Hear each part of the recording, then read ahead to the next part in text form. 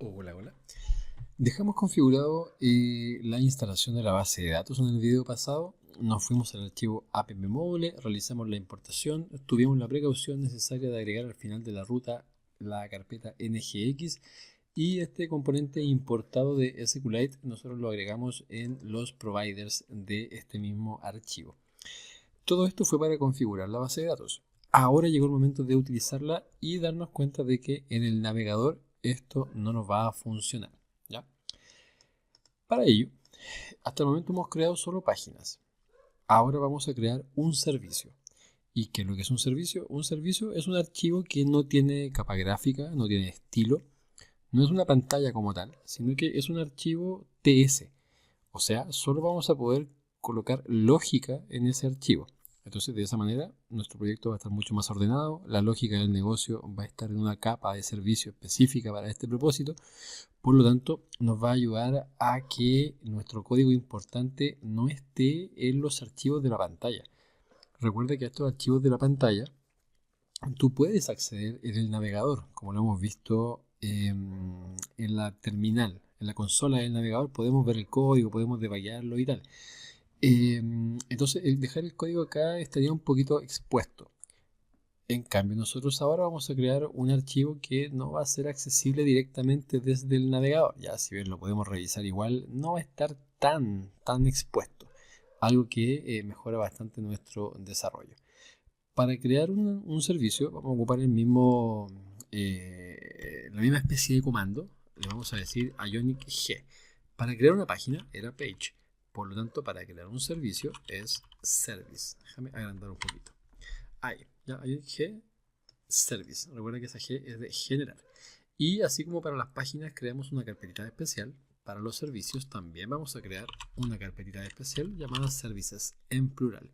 Y nuestro servicio, en este caso, se va a llamar DB, ¿ya? Base de datos. Ahí coloca el nombre que tú quieras. Yo le coloco siempre DB.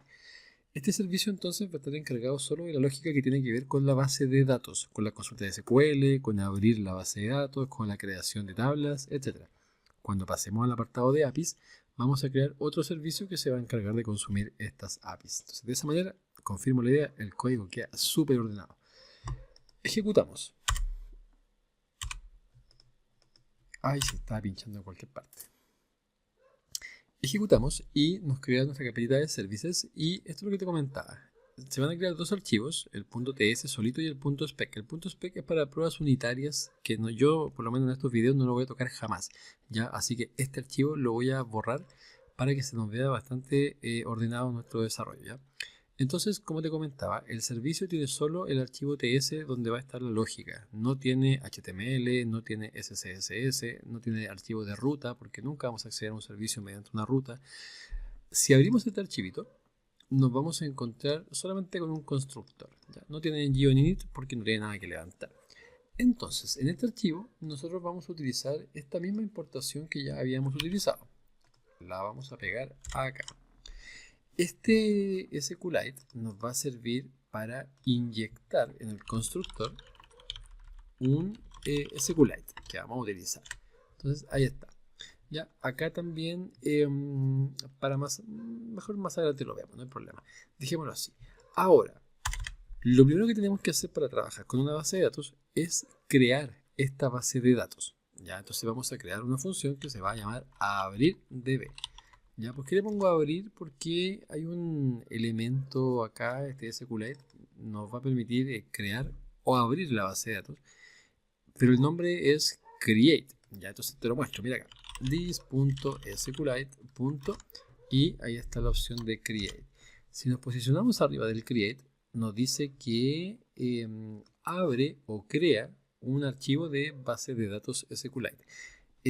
¿Por qué le pongo a abrir entonces? Quizás pude haberle puesto crear y la verdad es que la base de datos la vamos a estar abriendo constantemente. Y esta función crear se encarga de, si no existe, la crea y si existe, la abre.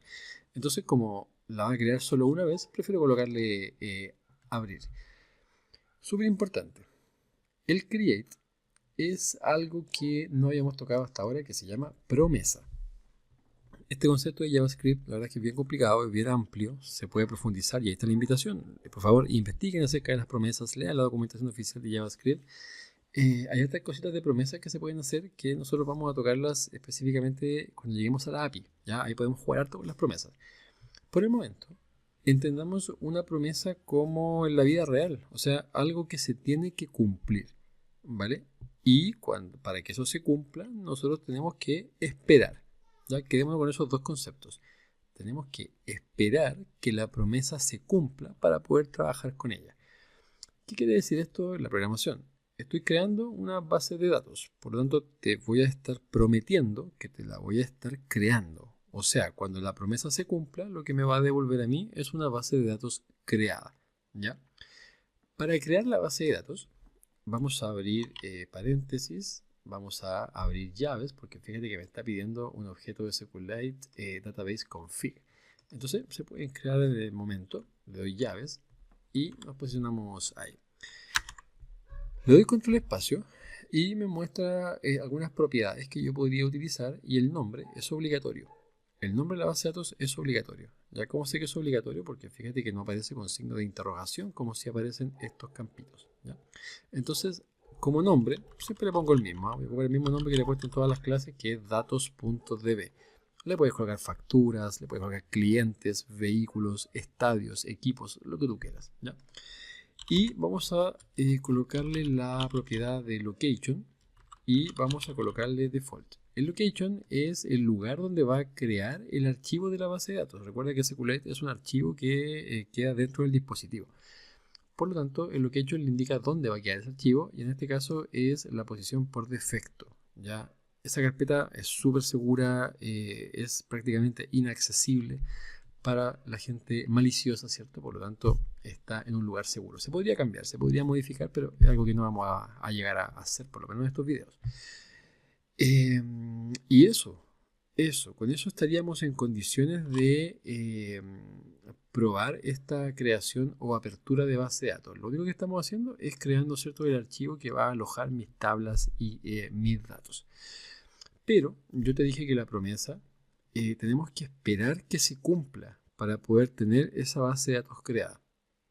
Y esto suena muy literal. Tenemos que esperar que se cumpla. Por lo tanto, cuando yo digo esperar, digo que tenemos que colocarle await.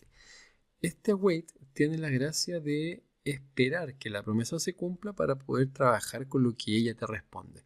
Si no le colocamos await, tendríamos que entrar a la promesa directamente por acá. Punto, ¿cierto? Y ahí se nos vuelve el código un poquito más complicado. En cambio, si le ponemos await, lo hacemos muy sencillo. Este await tiene la particularidad de que no funciona a no ser que la función que lo contiene sea asíncrona.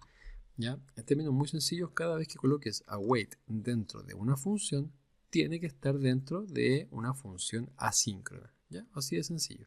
¿Y qué es lo que es una función asíncrona? También es un concepto que se podría profundizar bastante.